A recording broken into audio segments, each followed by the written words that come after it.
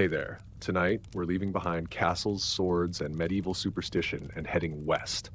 Not to the wild west of gunslingers and saloons, but to a far more dangerous place. The wide, desolate stretch of wilderness known as the Oregon Trail. You've probably heard of it. Rattling wagons, brave pioneers, amber waves of grain. But behind every heroic painting and romantic campfire story was a brutal truth.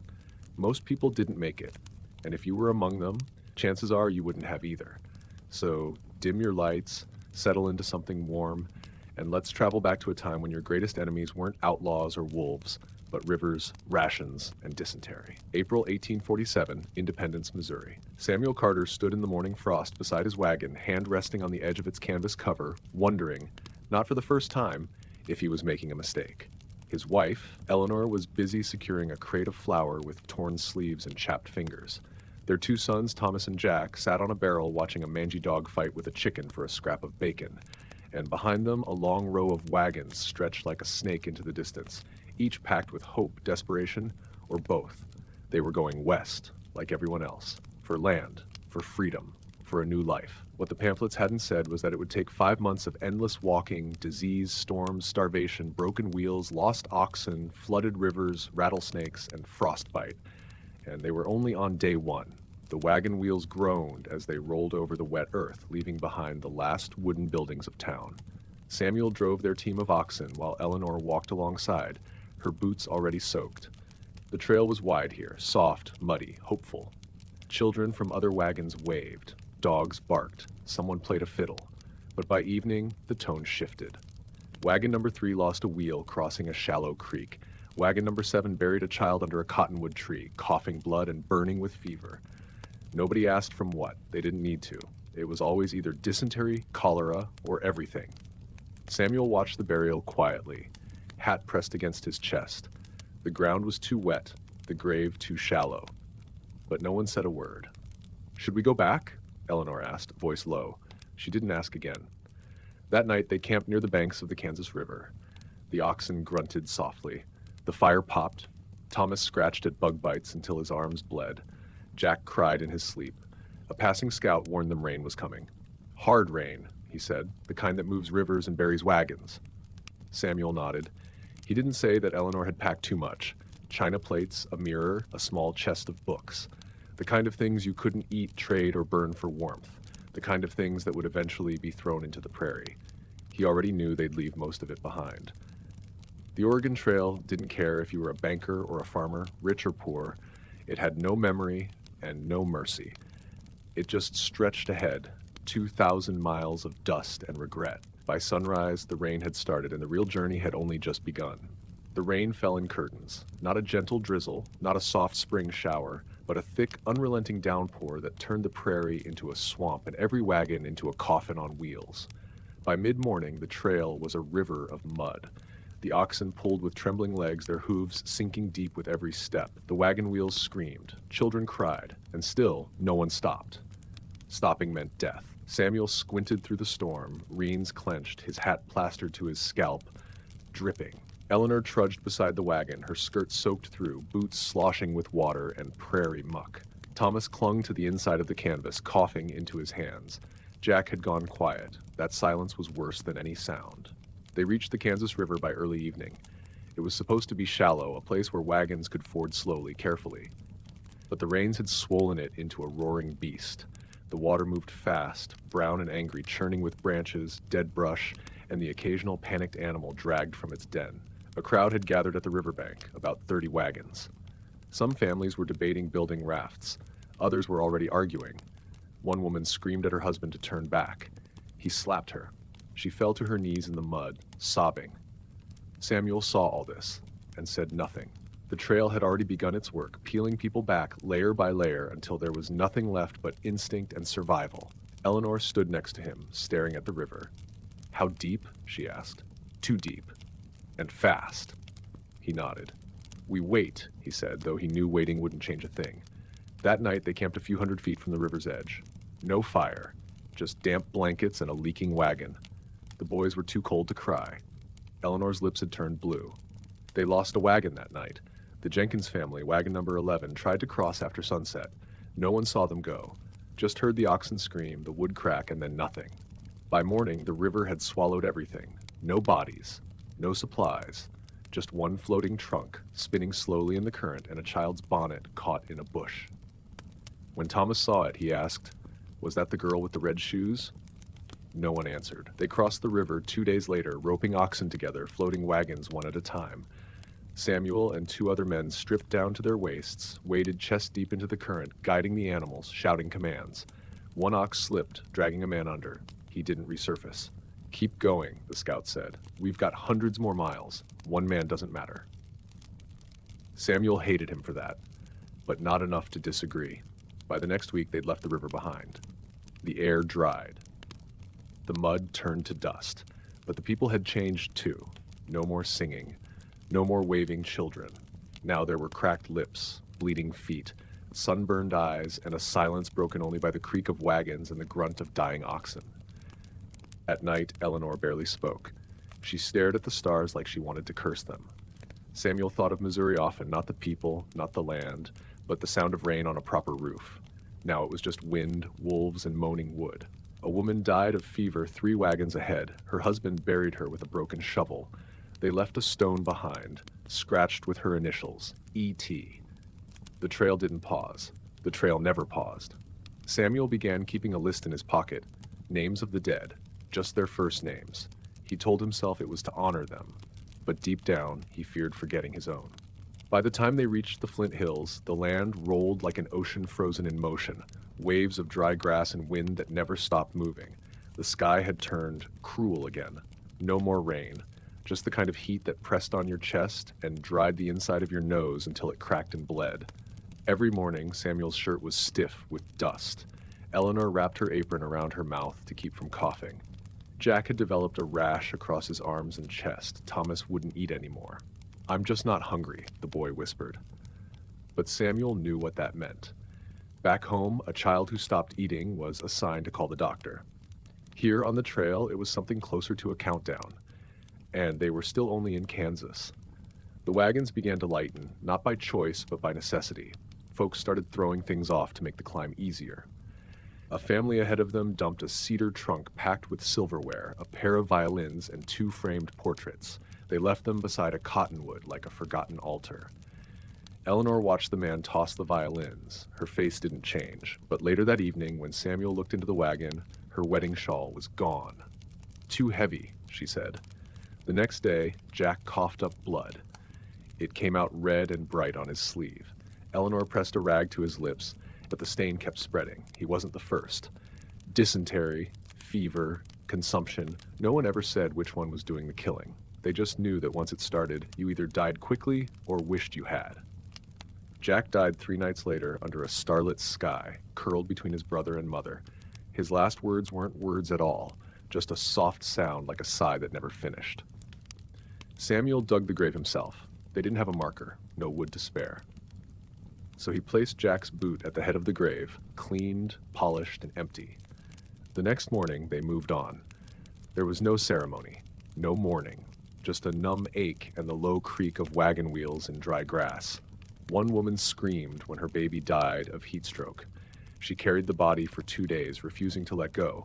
Eventually, her husband pulled the child from her arms while she slept and buried it behind a rock outcropping. The woman never spoke again. She just stared at the horizon with cracked lips and empty hands.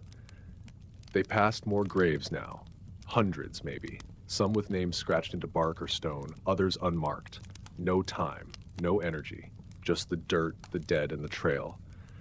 The scout who led them, Mr. Hatchett, stopped riding up front. He walked among the wagons now, muttering to himself. At night, he cleaned his rifle over and over, like he was waiting for something he couldn't name. "It's the land," he once whispered to Samuel, eyes wide. "It drinks people. Every trail leaves a stain." By the time they reached the Platte River, 1/3 of the caravan was gone, wagons abandoned, graves dug, and yet the hardest part hadn't even begun.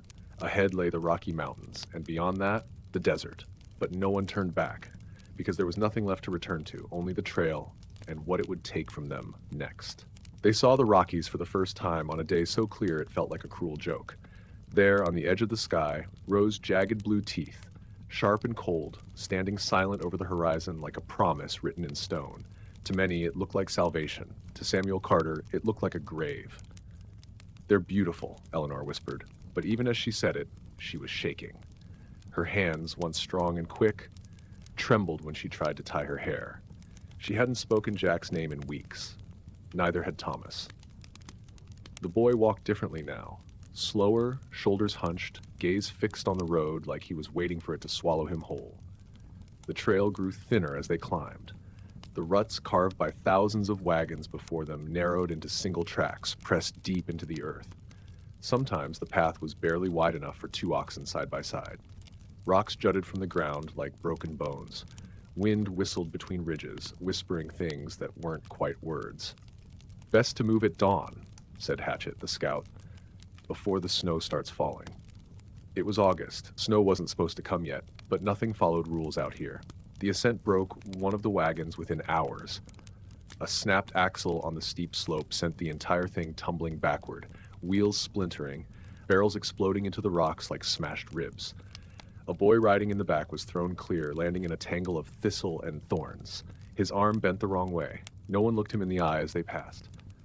"Leave it," said the scout. "We carry what we need, not what we want." But what did that mean anymore? They'd already left behind homes, tools, instruments, clothes, and the dead. Now they were leaving behind the living too. That night they camped in a narrow canyon. Cold crept into the stones, curling around the wagons like smoke. The fire crackled, but it gave no warmth.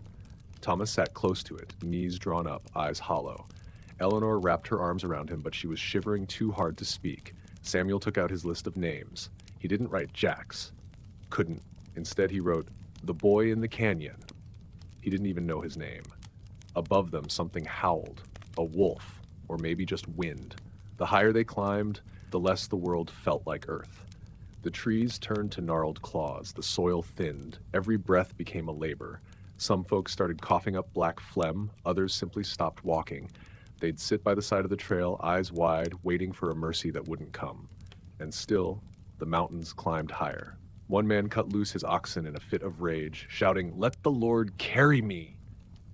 The beasts wandered off into the trees. The man followed. No one ever saw him again. Hatchet grew quieter, his eyes sunken, his hands always on his rifle. "They talk to you," he mumbled to Samuel. "The mountains. They don't want us here." And then came the snow. It fell without warning. Fat flakes, heavy and wet, turning the dirt to slush, weighing down the canvas covers until they sagged like mourning veils. Fires sputtered. Boots froze solid.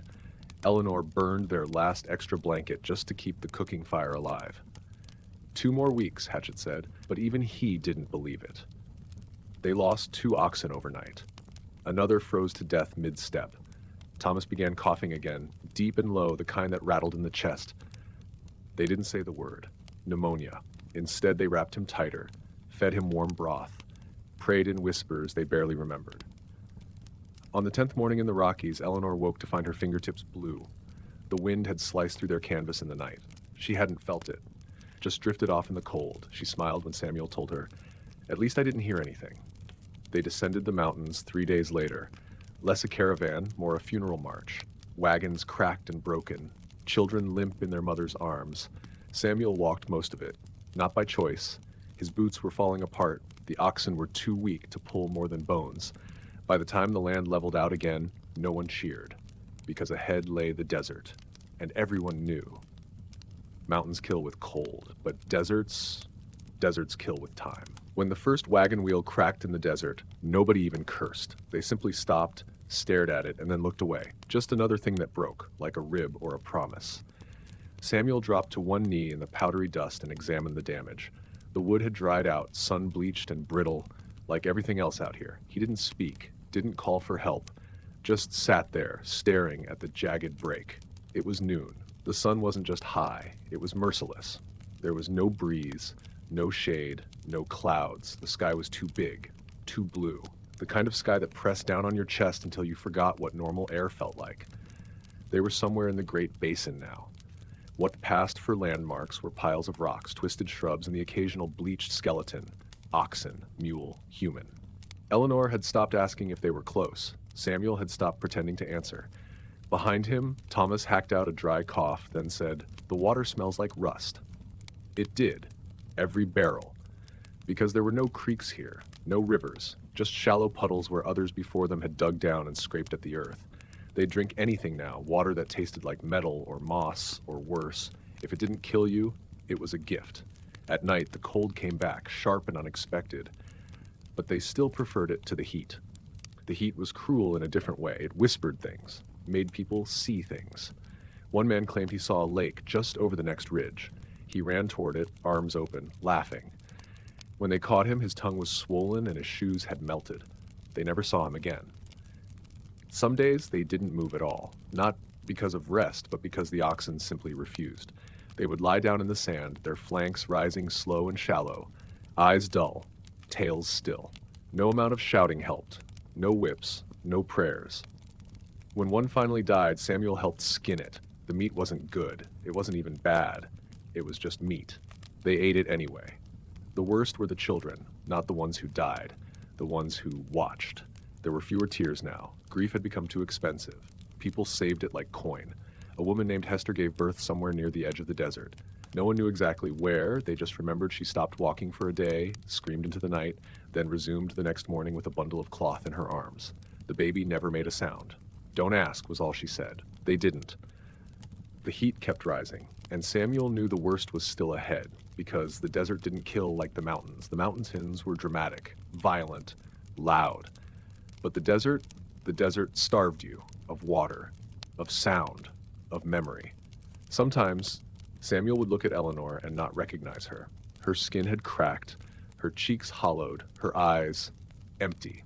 She was still Eleanor. But she wasn't.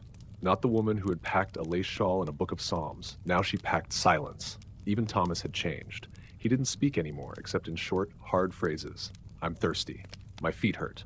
I don't want to die out here." And each time Samuel answered the same way, "You won't." But he didn't believe it. One morning, they passed a sign nailed to a post. Fort Hall, 180 miles. The letters were faded, the wood cracked, but it was something. And for just a moment, Samuel felt something strange, almost dangerous. Hope. Then he looked down at his feet, blackened toenails, cracked soles, and kept walking. Because the desert didn't care about signs, it only cared about who kept moving, and who didn't. They started walking at dawn now before the sun could punish them. At first, the trail had felt like a journey, a brutal, unrelenting journey. Yes, but with a direction, with meaning, with endpoints and destinations. Now it was just forward, always forward. The ground never changed, the wind never stopped, and the sun became a character of its own, a hateful, mocking eye that watched them struggle and gave nothing back. The oxen were nearly finished.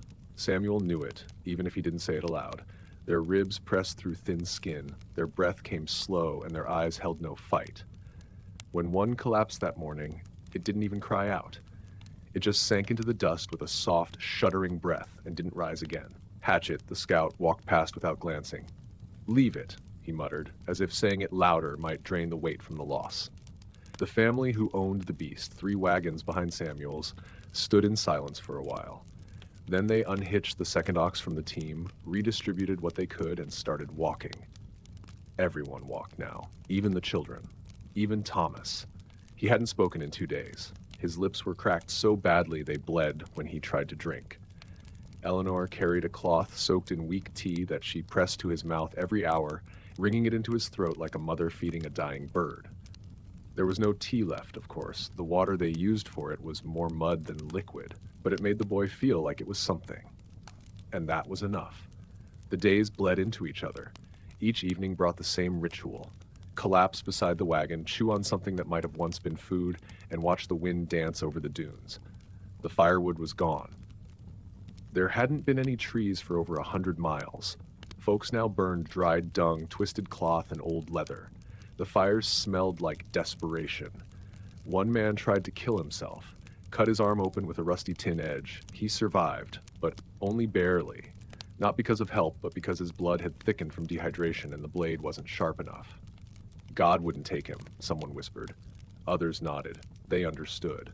They passed another skeleton tied to a wheel.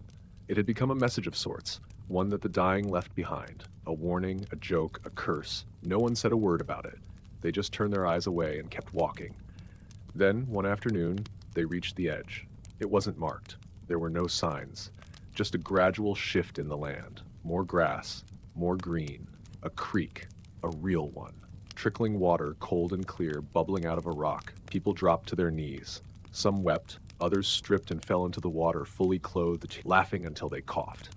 Eleanor filled every cup, bowl, and dented pot they had. She pressed Thomas's face into it, gently coaxing him to drink. He drank. He cried. And then he slept, truly slept, for the first time in weeks.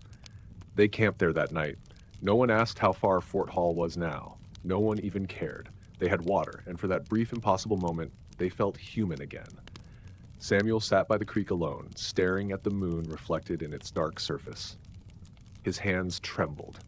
He took out the list again. He added 3 names. Didn't know them, didn't need to. It was enough to remember that someone did. The creek became a turning point, not just for their feet, but for their minds. It was the first time in weeks the travelers had a reason to breathe deep. They washed the grit from their faces, soaked their blistered feet, let the children splash in shallow pools without fear of what might be floating in them. For one night, the desert seemed far behind, but water had its price. They didn't know it yet, but something waited downstream. 2 days later, the fever started. It began with the children, flushed cheeks, distant eyes, sudden vomiting. At first, no one panicked. Maybe it was the sun, maybe the exhaustion. But then the elders began collapsing too, one by one, like puppets whose strings had been clipped. Samuel first noticed it in a boy named Edgar, his face pale, lips cracked, shaking so violently he couldn't hold a tin cup. By sunset, Edgar was gone. His parents buried him in silence, refusing to speak to anyone. They didn't even cover his grave, just stones, dry ones. Eleanor leaned close to Samuel that night. "Do you think it was the water?" Samuel didn't answer, but he didn't drink from the creek again. Instead, they boiled what they had left, burning the last of their leather scraps to keep the flames alive.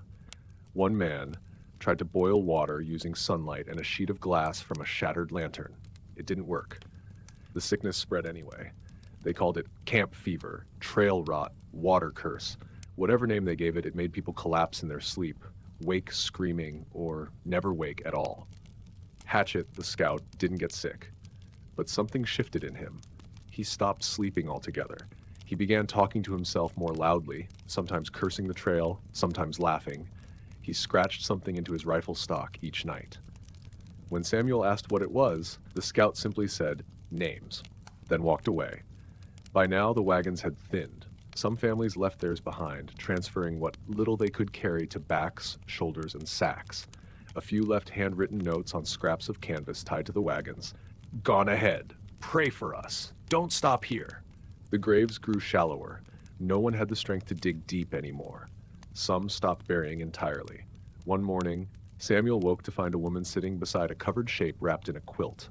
Her face was still, her eyes red. "Your husband?" he asked gently. She shook her head. "My daughter." Then she pulled the cover back and revealed a wooden doll she'd carved, arms wrapped around a pale rag stuffed with grass. Samuel didn't know what to say. He sat beside her until the sun rose. They walked again, always forward. The grasslands returned, greener now, the ground more forgiving underfoot, but no one rejoiced. The creek had taken their joy. Now, even the land's kindness felt suspicious. That afternoon, they found a pair of boots standing neatly on a rock. Inside them were feet. Just feet. No body. They didn't speak of it. Didn't dare. They crossed a narrow valley that evening and found something rare, an abandoned camp with real firewood left neatly beside a stone circle. Whoever had used it last was gone, but they'd left behind boiled beans, a tin pot, and something more valuable than gold. A half-burned map of the trail ahead. Samuel studied it under moonlight, tracing the lines with shaking fingers. They were 2 weeks from Oregon Territory, 2 weeks from something that looked like salvation. But the map showed more than just the path. It showed graves, dozens of them, marked in small crosses drawn by hand. 42 deaths between here and the pass, Samuel read aloud. Eleanor leaned in. "That's if we make it to the pass." He folded the map slowly. They still had Thomas, still had each other. But every mile was a question now. Not, will we make it? But what will we lose to get there? The hills leading to the Blue Mountains weren't steep at first. They rolled like the sea, wide golden waves that looked almost kind in the soft morning haze. Grass grew in tufts again. Wildflowers even dotted the trail, their bright colors jarring after so much sun-bleached dust. It could almost fool you into thinking you were safe. But by now, Samuel knew better. Beauty meant nothing out here. They began the ascent at dawn. By noon, the incline had tripled. Wagons groaned beneath the strain, wheels digging deep into loose gravel and thin clay. The oxen stumbled with every step. People tied ropes around the wheels to slow the descent on the steeper faces. But even that wasn't enough. A wagon slid sideways during the second climb, tipping on its axle and tossing its entire load, barrels, crates, blankets, a child, into the ravine. The boy was alive, but his leg was not. They didn't have a doctor. They had a man named Elias who once read a medical book by candlelight back in Missouri. That would have to do. They held the boy down with belts and used a fire-blackened saw blade to take the leg. He screamed until his voice broke, then passed out. His mother sobbed quietly, rocking back and forth. They buried the leg. The boy lived, for now. That night, the wind changed. It came from the east, cool but dry. It carried a smell with it. Not decay, not rot. Something older. The kind of smell that lived in stone. It wrapped around their camp like a warning, pricking at the back of their necks. Hatchet didn't sleep. He stood at the edge of the trees with his rifle across his arms, whispering to himself again. Samuel caught only a few words. They watch in the trees, not animals, not anymore. No one asked what he meant. The pass was ahead. They called it Emigrant Hill, though it felt like a bad joke. Nothing about it welcomed the living. Narrow switchbacks snaked upward through thick pine. Wagon ruts cut deep into the trail, some over a foot down, evidence of those who came before, and perhaps never left. It was impossible to climb straight. Every curve risked a tip. Eleanor, rope wrapped around her waist, helped pull while Samuel pushed from behind. His palms bled against the wood. His breath came in bursts, his vision blurred. They made it 20 feet that first hour, then 30 more, then nothing. The oxen stopped, refused, not from stubbornness, but because their hearts were quitting. Samuel collapsed beside the lead ox, feeling its ribcage rise and fall in ragged, slow rhythm. The animal blinked once, then lowered its head to the ground and didn't lift it again. Thomas watched in silence. He didn't cry anymore. No one did. It took them 3 days to summit the pass. They lost another wagon, and a man slipped under the axle while guiding a turn. His skull cracked open like a dropped gourd. He didn't move. They didn't bury him. The ground was too hard. Instead, they covered his body with rocks and crossed themselves. At the top of the pass, you could see for miles, rolling hills, thin rivers, forests. Oregon, the promised land. But no one celebrated, because that was the moment it hit them. They still had to get down. Descent was harder, faster, less forgiving. The wagons moved like they had minds of their own, like tugging free from human hands. More ropes, more broken axles, more broken bodies. Eleanor slipped on a patch of mud, twisting her ankle so badly she couldn't walk. They fashioned a crude crutch from pine and twine. She smiled when Samuel handed it to her, but it didn't reach her eyes. That night, they camped in a hollow between two ridges. Cold returned. Thinner up here, sharper. Thomas huddled beside the fire, staring at his boots. "They say this is the last mountain," he whispered. Samuel didn't answer. He was too busy counting. Not people. Rations. They had 3 days of food left, maybe 4 if they stretched. The map said 5 days to the nearest settlement. It would have to be enough. The pass had taken what it wanted, but the trail wasn't done with them yet. The descent from the Blue Mountains brought more silence than relief. The trees grew taller now, cloaking the trail in filtered shadows. It should have been a welcome change after so many days of scorching sun and open sky, but instead it made the group uneasy. The woods pressed in too closely. The wind moved strangely, whispering through pine needles like voices trying not to be heard. Thomas stopped asking how much farther. Eleanor's limp worsened. She leaned heavier on her crutch, and every now and then Samuel saw her wince when she thought no one was watching. The bruising around her ankle had turned dark, too dark. The swelling wasn't going down. He wrapped it tighter each night and told her it was healing. She nodded each time, but never met his eyes. They passed the remains of a campsite 2 days down the mountain, long abandoned. Torn canvas flapped from a snapped pole, and rusted tin cups still hung from branches, wind chimes for ghosts. The ashes in the fire pit were cold, but the bones nearby were not animal. One skull rested against a tree, jaw cracked, a hole at the temple. Someone had made a decision. A final one. They didn't stop. No one talked much anymore. Words took energy, and there wasn't enough of that to spare. They saved it for walking, for lifting, for keeping each other from falling apart. The food was nearly gone. They scraped the last bits of lard from the barrel that night, smearing it across dry bread crusts so stale they had to be soaked in creek water to chew. The children gnawed in silence, eyes hollow, bellies swollen with hunger. Samuel portioned out the last few strips of dried venison and handed them around without taking any for himself. "You didn't eat," Eleanor said. "I will later." But he wouldn't. The next morning, they found hoof prints in the mud. Not oxen. Horses, fresh ones, and boot prints. Multiple. Armed men, judging by the stride and depth. Bandits? Soldiers? It didn't matter. Samuel made a choice. "No fires tonight," he said.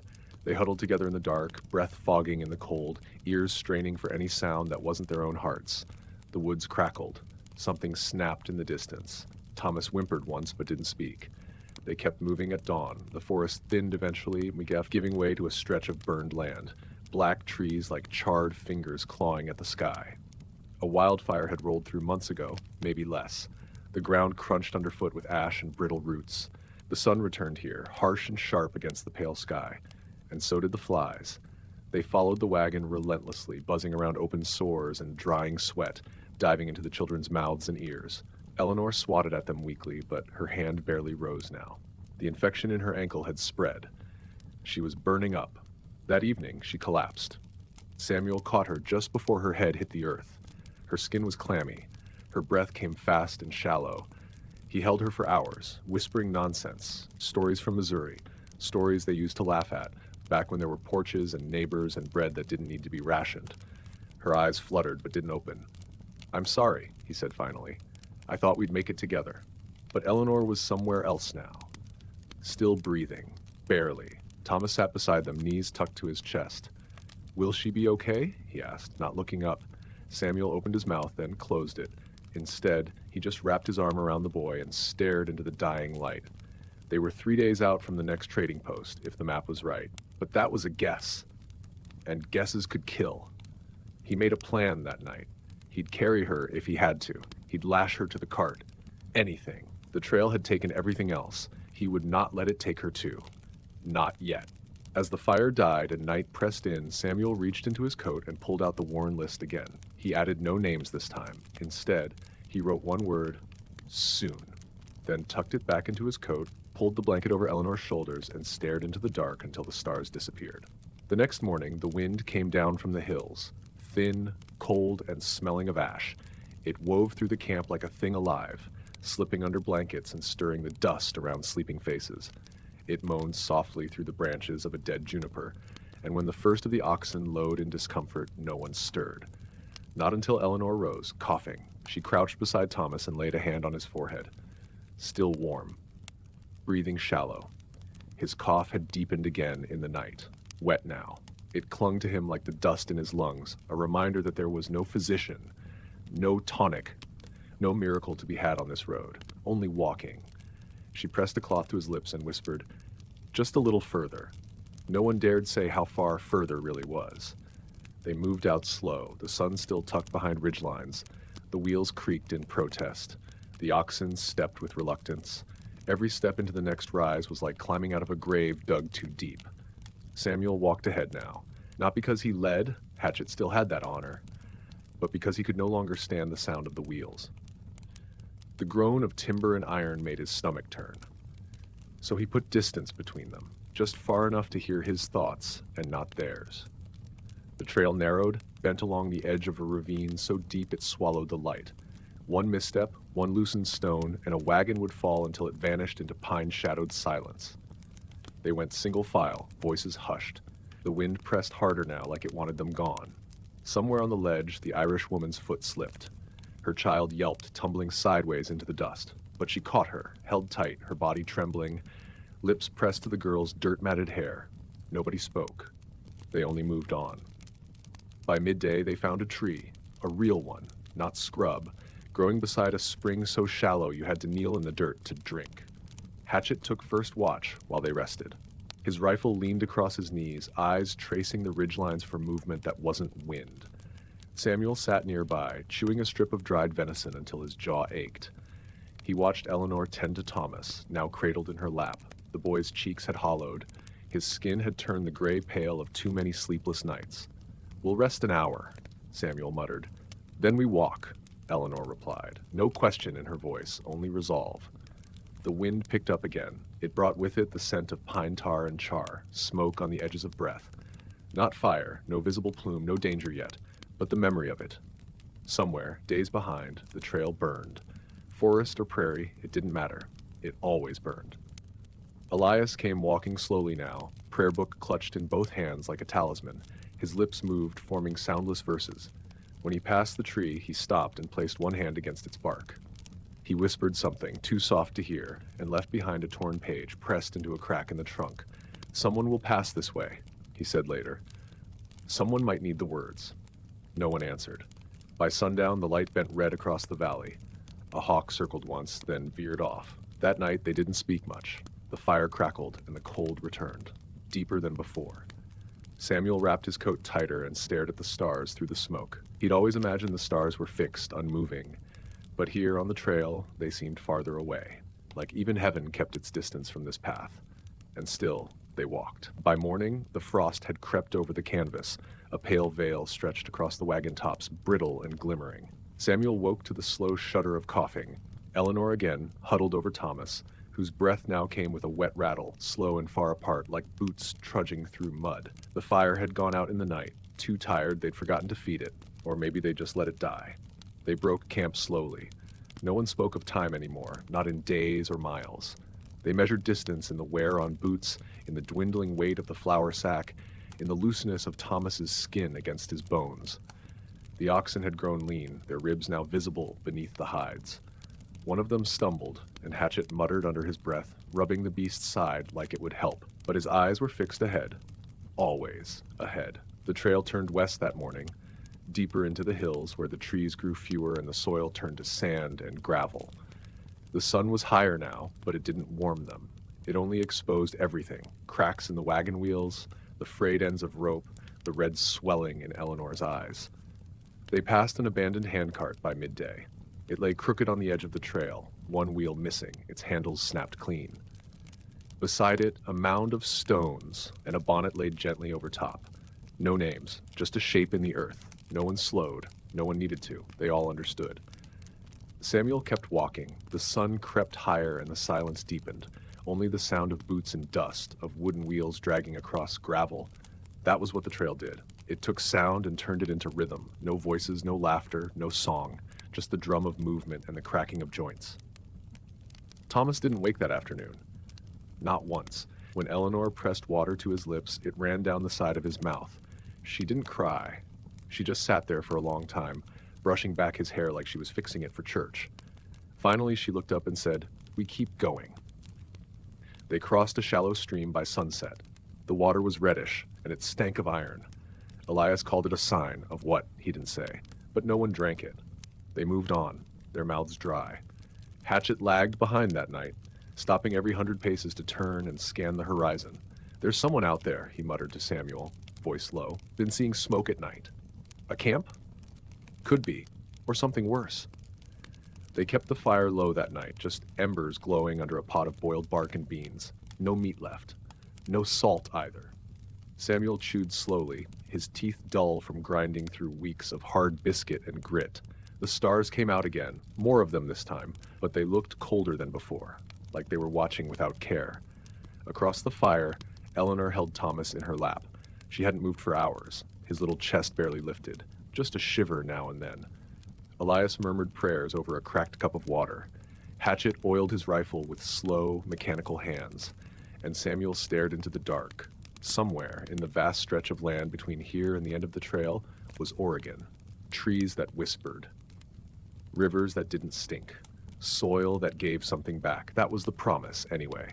But right now, it felt farther away than the stars. And the wind whispered through the scrub, saying nothing, just reminding them there was still so far to go. The morning came hollow and thin. Mist hung low in the gullies, turning the trail into a winding thread of shadow. It caught the ankles of the oxen and drifted between the wheels. The sound of hooves, the drag of tired boots, all seemed muffled by it, as though the land itself had grown reluctant to wake. Eleanor walked behind the wagon now, Thomas cradled to her chest in a blanket too thin for the cold. He hadn't opened his eyes since yesterday. His breath had grown quieter, fainter. Samuel glanced back once, then looked away. There was nothing to say. They had passed the bones of an ox 2 days ago, sun-bleached, picked clean. A wagon wheel beside it, shattered into splinters, and a child's boot half buried in dust. No one had spoken then either. The trail climbed into the hills before noon, a long, slow rise that bent around the edges of the world. The wind picked up, sharp now, slicing through the coats and tugging at the canvas, and Elias stopped walking. He stood still, one hand over his chest, head tilted to the sky. "The ridge," he whispered. "We're nearly there." Hatchet kept walking. "And what's on the other side?" Elias didn't answer. At the top, they found a place to stop. There was no sign, no marker, just a wide overlook and a drop-off so sheer it made the knees ache. Below them, the land spilled out in waves of gold and green, valleys stitched with rivers, slopes freckled with trees. It looked like promise, but it was still hundreds of miles away. Samuel stood there a long time, the wind combing his hair. He could smell the pine now. He could feel the pull of it, like something in the ground called out, saying, "You've come this far, don't turn back." But behind him, Eleanor sat in the dust. Thomas was still in her arms, but now he was still in a different way. Too still. She didn't weep. Her hands moved slowly, smoothing his hair, folding the blanket. There was a quietness about her that seemed older than the hills. She looked up once and caught Samuel's eye. Then she nodded, and he understood. They buried him beneath the ridge where the sun reached the soil and the wind would keep watch. No marker, just stones. Hatchet helped dig, and Elias said words too old to be remembered. When it was done, no one lingered. They had to keep moving. That's what the trail demanded. They didn't speak of him afterward, not out loud. But Samuel noticed how Eleanor walked now, straighter, slower, and with no more glances behind, like she had given everything she had to the earth and now walked with the weight of silence. That night, the fire burned a little hotter. The food tasted no better, but they ate slower. Hatchet told a story, one with no ending, and Elias laughed once quietly. Samuel sat near the fire and stared at the horizon. He thought of the ridge, the stone, the boy. He thought of the other graves along the trail, the ones they didn't see, the ones too far off the road or buried shallow or left unmarked. This road wasn't made for the living. It was carved from the weight of those who didn't reach the end. And still, they walked, not because they believed it would get easier, but because turning back would mean walking into the arms of ghosts. And the trail only moved one way. The days after the ridge bled together like stains on worn cloth. The world flattened again, no peaks, no valleys, just an endless stretch of brittle grass and cracked earth, broken now and then by stunted trees and the bones of wagons long surrendered to the wind. The trail no longer meandered. It cut, straight through the heart of the land like it meant to punish those who dared follow it. They didn't talk much anymore. Elias still whispered his prayers, but now only at night and only to himself. Hatchet had gone quiet entirely, his voice spent on curses and commands weeks ago. He spoke through gesture now, a raised brow, a pointed finger, the cock of his rifle when he heard things no one else did. Eleanor walked, every day, every mile. She never fell behind, never asked for rest. She carried no extra weight now, no soft bundle pressed to her chest. Her hands swung freely at her sides, her eyes fixed on the horizon. Sometimes she hummed, low and tuneless, but even that sounded like grief ground into melody. Samuel watched her with a kind of reverence he didn't understand. Not pity, not sorrow, just recognition. She had crossed the line the trail draws in silence, the line between surviving and continuing. One is about fear, the other is about nothing left to lose. That week, they passed the remains of a burned-out caravan. 4 wagons in it, half-charred, stripped of anything worth stealing. A set of boot prints led away from the ash, only to vanish into a patch of dry grass. Elias crossed himself when they saw it. Hatchet didn't stop walking, and Samuel whispered to no one, "It's always fire in the end." That night they camped under a sky so wide it felt hollow. The stars came out like ice, sharp, uncaring, too distant to be comfort. The wind had dropped, but the cold clung harder than before, sneaking under bedrolls and stiffening fingers. They ate in silence, a handful of boiled roots and a strip of salted fat that had begun to turn. At the edge of camp, Eleanor stood staring at the dark. Samuel approached quietly. She didn't look at him. "He's not here anymore," she said. "I know. He's not in the dirt, not in the sky. He's just gone." Samuel didn't try to answer. He knew the trail took more than flesh. It took names, faces, the way someone smiled, the way they moved when they slept. Over time, it wore the edges down until all that was left was absence. "The wind doesn't feel right," she said. Samuel nodded. "Nothing has." In the dark, something howled. Not a wolf, not a coyote, something human-shaped and hollow-throated. Hatchet stood fast, rifle already in hand, eyes scanning the dark like a man who'd seen too much to be afraid anymore. "We keep fire tonight," he said. "Let 'em know we're still moving." Elias lit a second flame. It made their shadows longer, more real. They slept in turns. But none of them slept deeply. The trail had begun to change, not just the land, but the silence itself. It wasn't the absence of sound anymore. It was a presence, a waiting. Like the earth beneath them was listening. And in the quiet between footsteps, they all began to wonder if they were still walking toward Oregon or away from something worse. By the time they reached the valley of wind-blown stones, no one spoke of distance anymore. They had passed some invisible threshold, not marked on a map, not spoken in any tongue, but felt in the bones. The oxen trudged forward with their heads low, tongues dry and eyes rimmed with flies. The wheels no longer groaned. They creaked in rhythm, a hollow cadence that sounded like a slow tolling bell, and the dust, it followed them now. Not carried by the wind, not kicked up by steps, it moved with them. It clung, in the folds of clothes, in the cracks of lips, in the space behind the eyes. Eleanor had taken to wrapping her face in cloth, not for modesty, not for warmth, but as if she were already mourning herself. Samuel walked with one hand always resting on the wagon side, not for balance, but for grounding. The silence had grown heavy again, not the comforting kind, but the kind that hummed with something just beneath the surface. They passed a cairn at noon. Not large, just a circle of stones carefully arranged with a splintered wooden cross jammed into the center. Nothing carved, just a piece of cloth tied to the top, faded red fluttering in a breeze too faint to feel. Elias paused before it, whispered a prayer. Hatchet did not stop, neither did Eleanor. By late afternoon, the land had flattened into a basin, dry and copper-skinned, the sky like bleached wool overhead.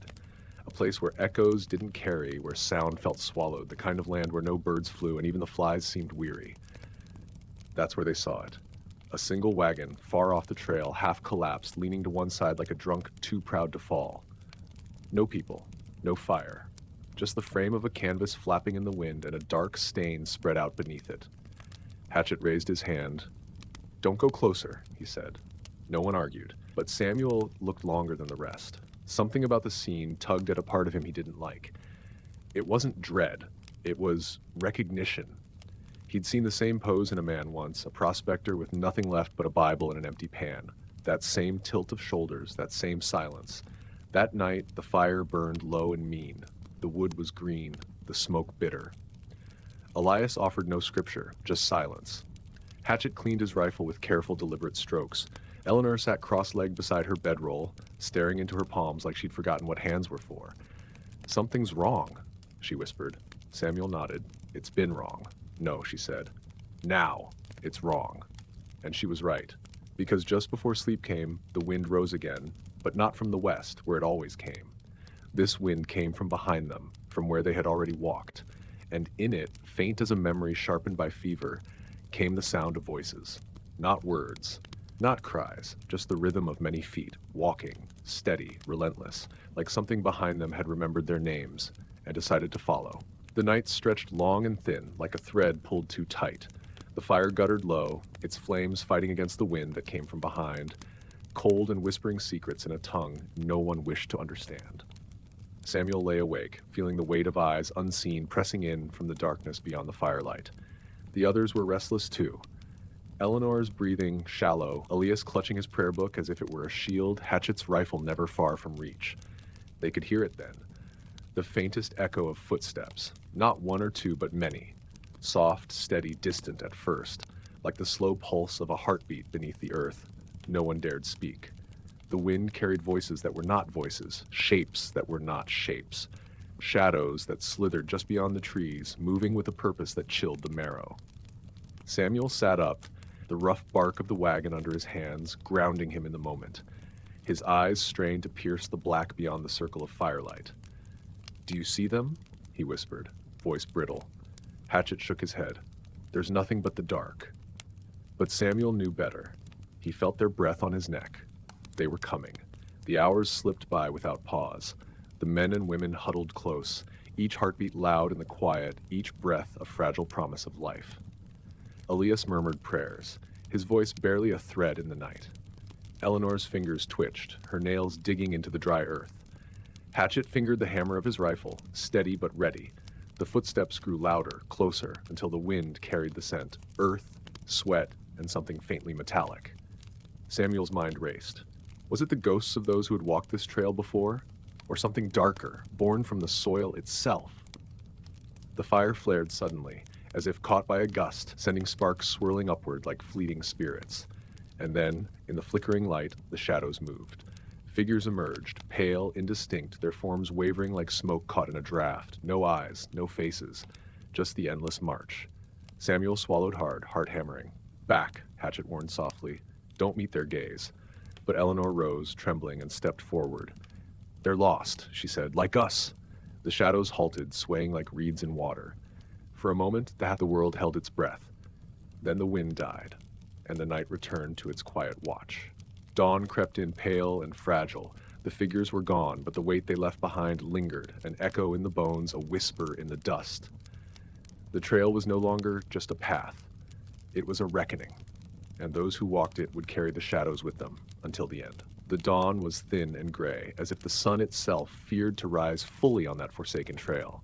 The fire's last embers smoldered in the cold air, the smoke curling upward like a silent prayer or a lament.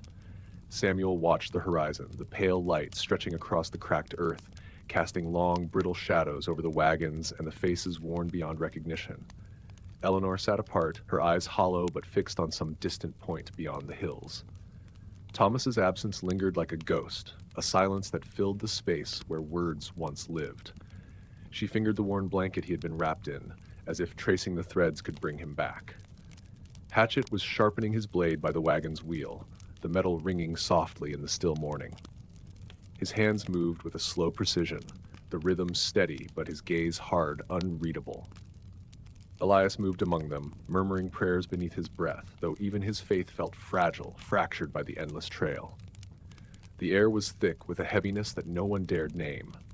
They gathered their meager belongings and readied the wagons for travel, but no one spoke of where they might find rest or even relief. The land stretched on, vast and indifferent, each step forward a testament to desperation. Samuel walked beside Eleanor, his voice low. "How far do you think we have left?" She did not answer immediately. Her gaze shifted to the distant ridges, their edges softened by morning mist. "Far enough," she said finally. "Far enough that hope feels like a lie." The wheels creaked as they rolled forward, each jolt a reminder of the fragility beneath them. The oxen plodded steadily, their sides slick with sweat despite the chill. The trail twisted through dry gullies and over rocky rises, the landscape unchanging, unmoving, bearing witness to all who passed and all who fell behind. By midday, they came to a narrow pass, flanked by towering cliffs that seemed to close in like the walls of a tomb. The wind howled through the gorge, carrying with it the distant cries of unseen creatures and the ever-present dust that clung to their clothes and skin. Elias stopped suddenly, clutching his chest.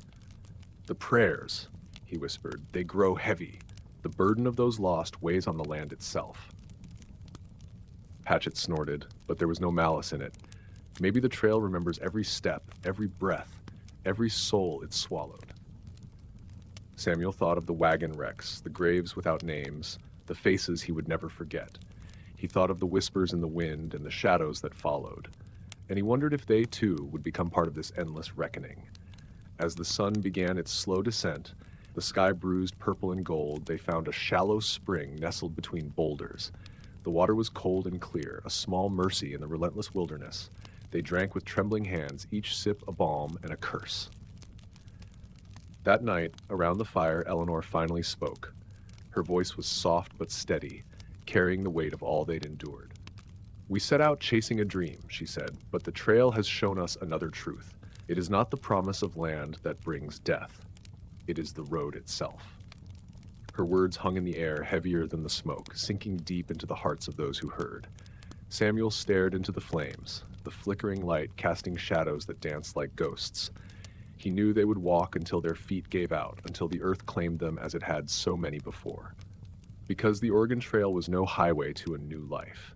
It was a passage, a slow, unforgiving passage through hope, despair, and the reckoning of dust and bone. The dawn broke with a sullen sky, heavy clouds dragging their gray limbs across the waking land. The promise of sun was a distant memory, swallowed whole by the persistent chill that clung to every breath and every step. The wagons stirred slowly, as if reluctant to resume their endless pilgrimage through a landscape that seemed to shift between nightmare and memory. Eleanor moved among them with quiet determination, her footsteps measured, eyes scanning the horizon with a gaze both distant and unyielding. The loss of Thomas had hollowed something inside her, but it had also carved out a well of fierce resolve. She was no longer just a mother burdened by grief. She was a woman shaped by the merciless truth of the trail. Samuel fell into step beside her, feeling the weight of the morning press upon his shoulders. The silence between them was heavy but not unwelcome. Words felt like fragile vessels, too easily broken by the harsh winds that swept the barren ground. "How much further do you think?" he finally asked, voice low, almost swallowed by the wind. Eleanor's eyes didn't waver from the far ridge where the trail disappeared into a haze of dust and sky. "Far enough that no promise can reach us. Far enough that the horizon itself feels like a burden." The oxen groaned beneath their loads, their breath steaming in the cold air.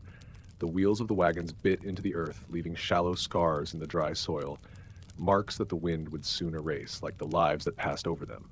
The day stretched interminably. The trail wound through sparse forests of twisted pine where the sunlight filtered in pale, trembling shards. The air smelled of resin and old stone, but also of something darker, of decay and forgotten sorrows. Elias trailed behind, his prayer book open, but words no longer finding their way to his lips. The sacred verses had become a litany of memories, a fragile shield against the relentless weight of despair. Hatchet, ever watchful, rode ahead, his rifle resting on his knee, eyes narrowed against the swirling dust.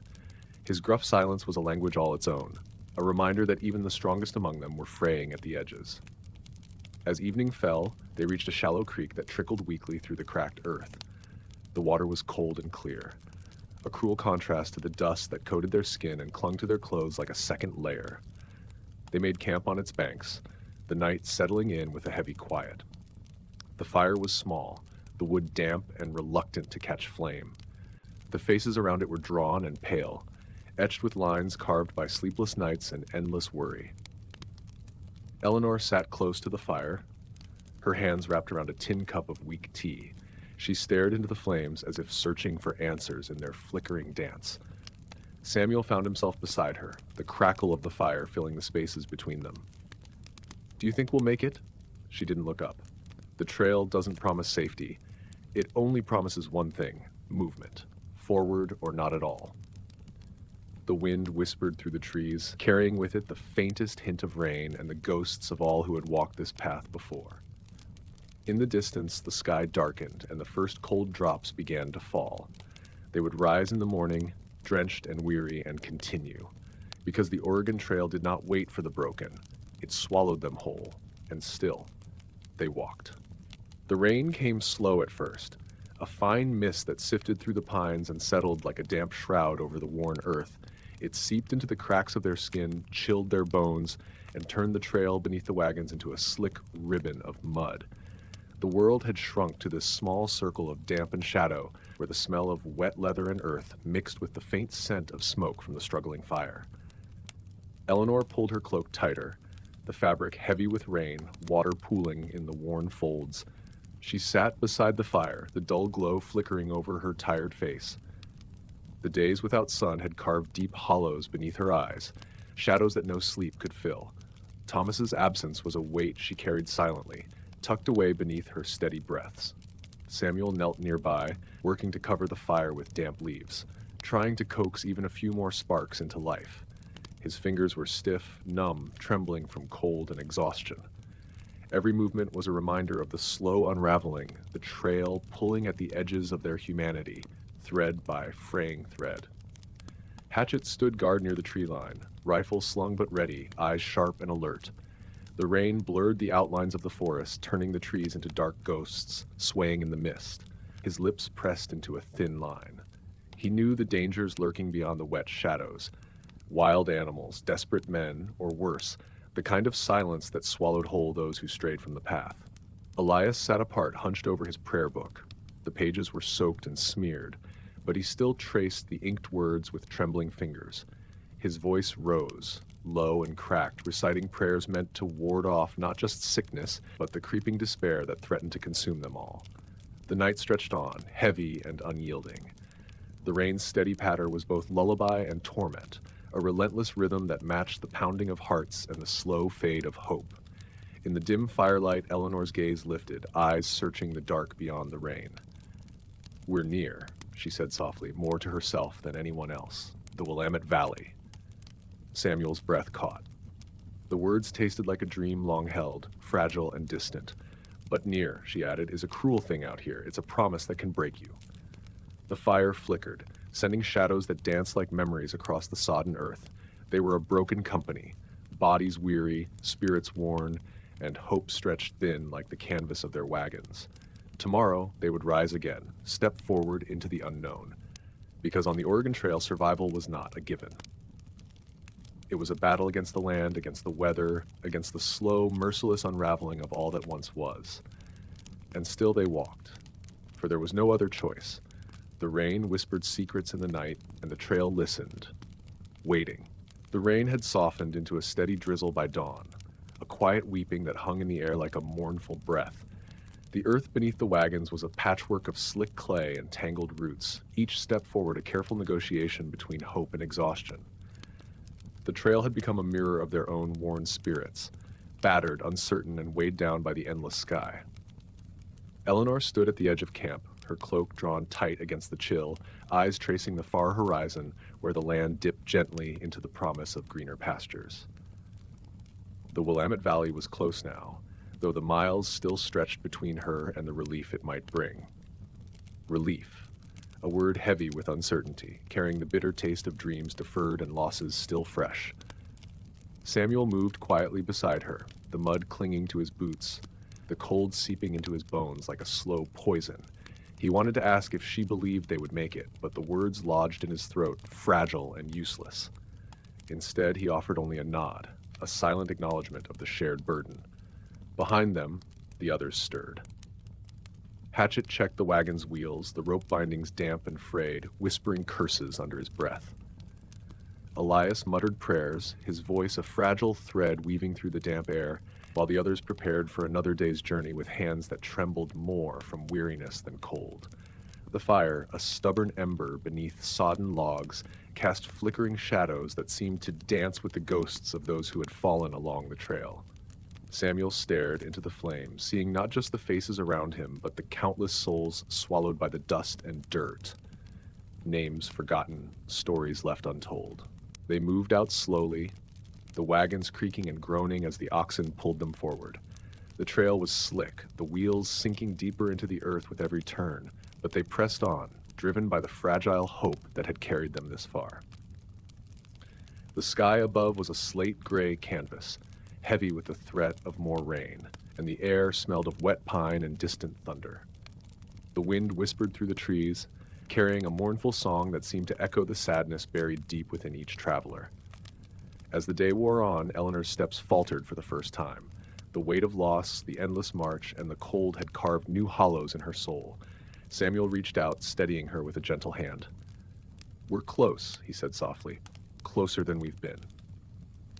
She looked at him then, eyes glistening with unshed tears. "Closer," she whispered, "but the trail doesn't end until it breaks you." They found shelter beneath a stand of ancient firs as dusk fell, the trees tall and silent sentinels guarding the weary. The fire was small and guarded, the smoke curling upward like a sigh. That night, Eleanor whispered a prayer, not for salvation, but for strength, for the road ahead, for the miles yet to come. Because the Oregon Trail was more than a journey. It was a slow unraveling of hope and flesh, a test of the human spirit against the relentless wilderness.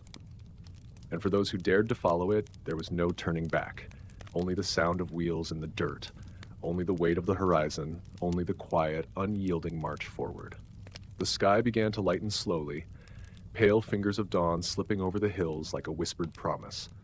The air was cool and damp, carrying the scent of pine needles and moist earth, fragrant, yet somehow heavy with the memories of all that had passed beneath its watch. The trail stretched before them, a narrow ribbon winding through the landscape, etched deeply by the passage of countless wheels and weary feet. Eleanor stood at the front of the wagon train, her hands gripping the rough wood as the oxen pulled steadily onward. The weight of grief and fatigue pressed upon her, yet beneath it all stirred a fragile ember, hope, delicate and flickering against the cold wind. Behind her, Samuel and the others followed in silence, the quiet between them full of unspoken fears and the ghosts of the journey. The wagons creaked and groaned, their tired wheels biting into softening soil. The rain from the night before had left the path slick and treacherous, and every step was measured, deliberate.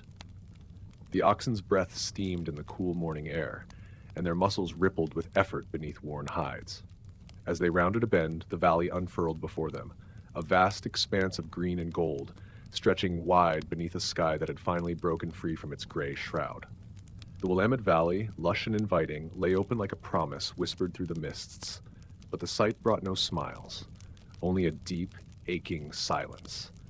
They had walked through shadow and sorrow to reach this place, and yet the valley felt strange, too wide, too quiet, as if it held its own secrets beneath the soft grass. Eleanor's gaze swept the horizon, searching for the relief she had imagined, the fresh start she had hoped for. But all she saw were fields dotted with farmhouses and fences, the faint smoke of distant chimneys, and the slow hum of life unfolding beyond reach. Samuel's voice broke the silence softly. "We made it." Eleanor nodded, but her eyes remained distant. "Yes," she said. "But at what cost?" Hatchet dismounted, stretching aching limbs and staring down at the ground. "We survived the trail," he said, voice rough, "but the valley doesn't owe us anything." Elias stepped forward, eyes weary but clear. "There will be work, hard work, and healing, if we can find it." The others gathered around the wagons, faces pale but unbroken, bodies battered but still moving. They had crossed a land that tested every ounce of their will, faced the hunger, the sickness, the unyielding silence that followed in the wake of every step. Now they stood at the edge of a new beginning, one that promised neither ease nor certainty. Eleanor sank to the ground, exhaustion claiming her at last. Yet even as weariness settled like a cloak, she whispered a prayer. Not for the past, nor for the trials yet to come, but for the strength to keep walking. Because the Oregon Trail had taken much. It had taken their friends, their hopes, their innocence, but it had not taken their will. And so, they would begin again. Under the vast, quiet sky, in a land that promised life but demanded everything. And as the sun rose higher, the wagons rolled slowly forward into the unknown. The trail was behind them now, but the journey was far from over. The valley's wide arms welcomed them in silence, soft hills rolling like waves, frozen in time.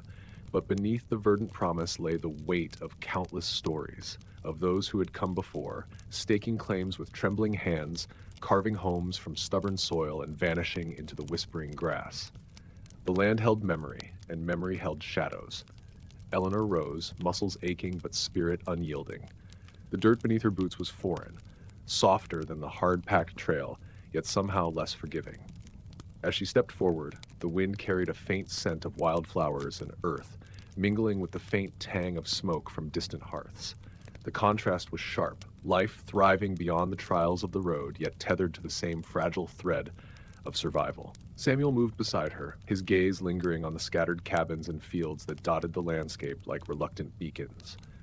"It feels like a different world," he said, voice low, "and yet the same." Hatchet, ever watchful, scanned the horizon with narrowed eyes. "The valley doesn't forget," he said grimly. "It holds the pain as much as the promise." Elias approached, his hands folded beneath his worn cloak. "We carry the trail inside us," he murmured. "The dust, the hunger, the loss. It's not left behind with the wagons. They set camp near a slow-moving river that cut through the valley like a silver thread. The water was cold, clear, and inviting, a balm after weeks of thirst and toil. Yet even as they drank, the quiet around them felt heavy, as if the land itself was watching, waiting for something unsaid. That night, Eleanor stood by the fire, staring into the flames that seemed both familiar and strange. The crackle was a fragile echo of the wood smoke nights on the trail, but the faces around her held new stories, tentative smiles, whispered hopes, and the first flickers of healing. But beneath it all lay a quiet tension. The valley's promise was shadowed by old wounds, land disputes whispered in taverns, rumors of hostile neighbors, and the ever-present fear of sickness lurking in the fertile soil. Eleanor's thoughts drifted back to the trail, the long, grinding days, the losses that had marked them like scars unseen but ever-present. She thought of Thomas, of the others they had buried in shallow graves, and the haunting silence that followed. Her fingers brushed a worn locket around her neck, a small comfort against the vast unknown. Samuel sat beside her, his voice breaking the silence. We survived because we had to. But now, survival means something different. She nodded slowly. It means building, healing, facing the past and the future at once. The wind whispered through the trees, carrying the scent of rain and earth. The trail was behind them, but its echoes remained in their hearts, their memories, and the very soil beneath their feet. The Oregon Trail had not ended with the valley. It had only changed its shape, and they, the weary travelers, would carry its story forward. A story not of glory or triumph, but of endurance, loss, and the quiet strength it took to begin again. Beneath the vast sky, on new ground with old shadows at their backs. In the weeks that followed, the trail faded behind them like a fevered dream. The wagons, once symbols of flight and burden, stood still now, parked along the edge of a broad meadow bordered by woods that whispered only to themselves. Grass grew thick and gold in the sun, soft underfoot and silent in the wind, and yet there was something about its hush that felt too complete. As if the land itself had been holding its breath since long before they arrived. Eleanor planted turnips.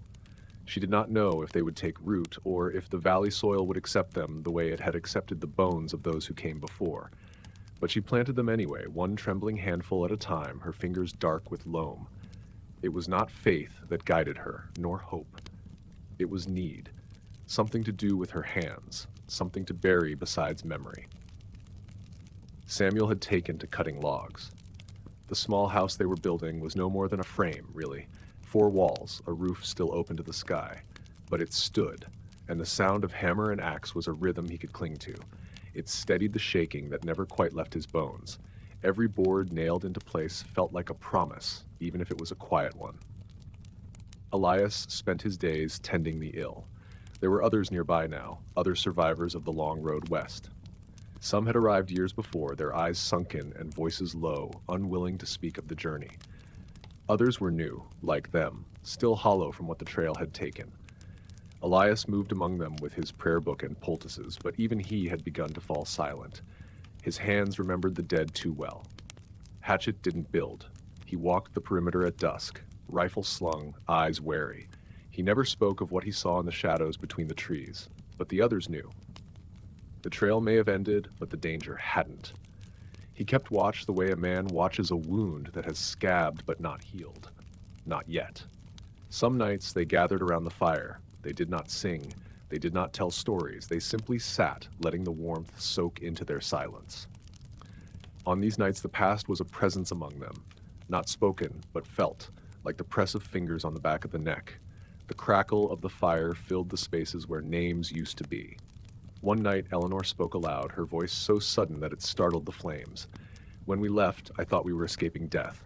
No one answered, but I think it walked beside us the whole way, quiet, patient. Hatchet nodded. Still walks with us. The wind stirred, and the fire shifted. In the darkness beyond, the meadow swayed like the sea, and somewhere far off, a bird called out once, then fell silent. And so they lived, day by day, on soil that gave only as much as it chose.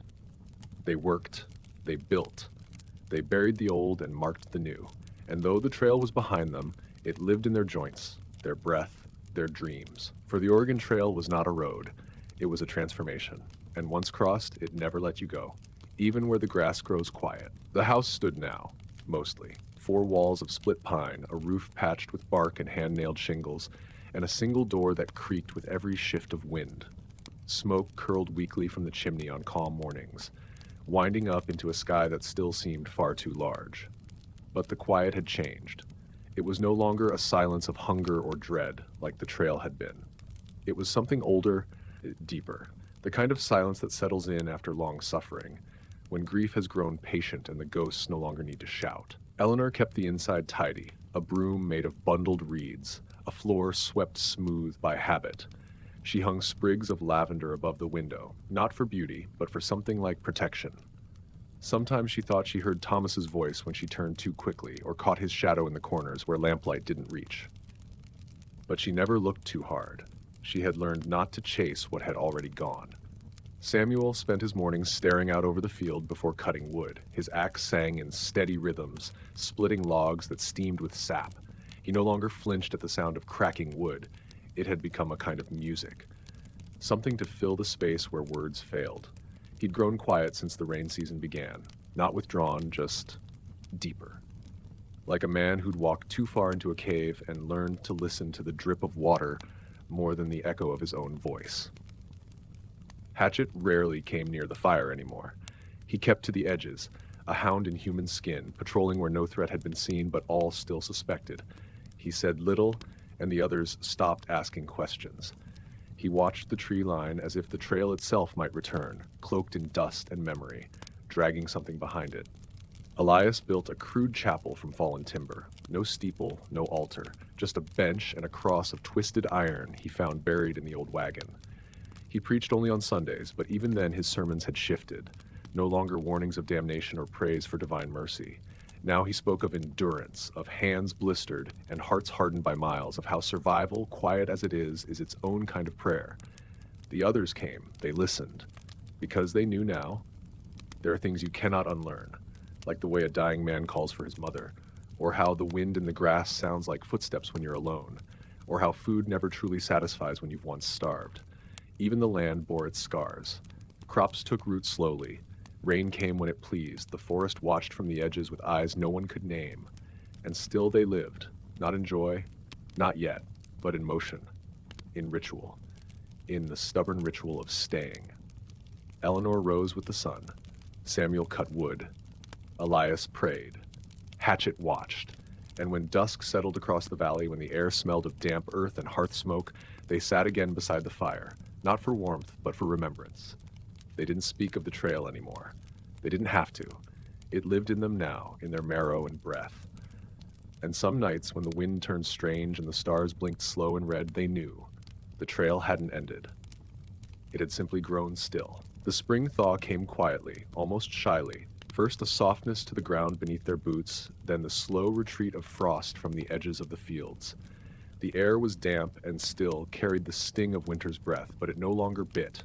The snowmelt ran in ribbons through the valley floor, carving little paths that glimmered in the gray light like veins beneath skin.